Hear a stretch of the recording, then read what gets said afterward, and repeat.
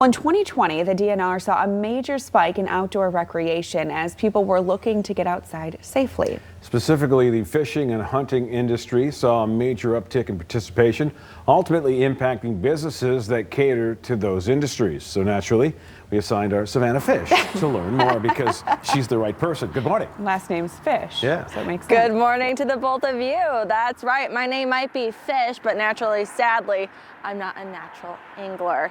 But there was a group of people like me that took on fishing and hunting during the pandemic, hoping to learn something new and have fun in a safe way, ultimately impacting those businesses behind those sports.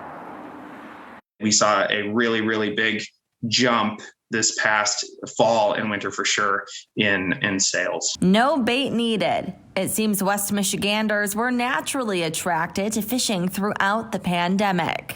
Our website was up 3,000% this winter. So a huge jump. As soon as we hit fall, we noticed a really big uptick in the number of businesses that were contacting us in regards to having our product on the shelves. Matt Gaylor, CEO of Lake Effect Lures Company and RBM Jigs, saw a major uptick in their online sales and a demand from the bait shops that sell their products, likely all brought on by the pandemic. And each year we've seen a pretty good level of growth. And so we weren't quite certain whether that was COVID related or not. But as soon as those shops opened up, we did notice that their orders were much larger.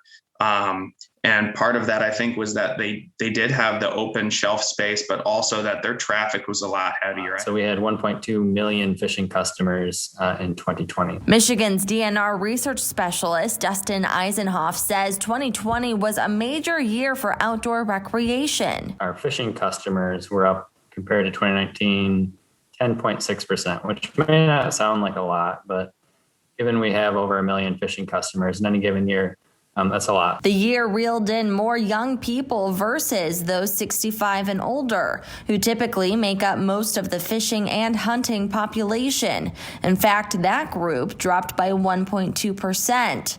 New fishing customers, who the DNR says haven't bought a fishing license within 5 years, were also up by 27%. And overall, women participants were up 23% in 2020.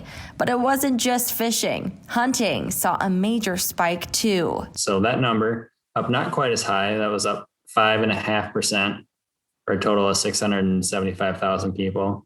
But again, new customers in that group was up 29%, and female customers were up 14%. So we saw younger folks and new folks come out both in hunting and fishing in 2020. And with all those new fishermen and women, it's likely they needed some new equipment, which businesses like Gaylor's and others, I'm sure, were happy to help. When we live through something like what we're going through, you would hate for your children to have to grow up and go through some of those early phase struggles, figuring out exactly what you need to do in order to find peace and happiness. And the outdoors provides that for a lot of people.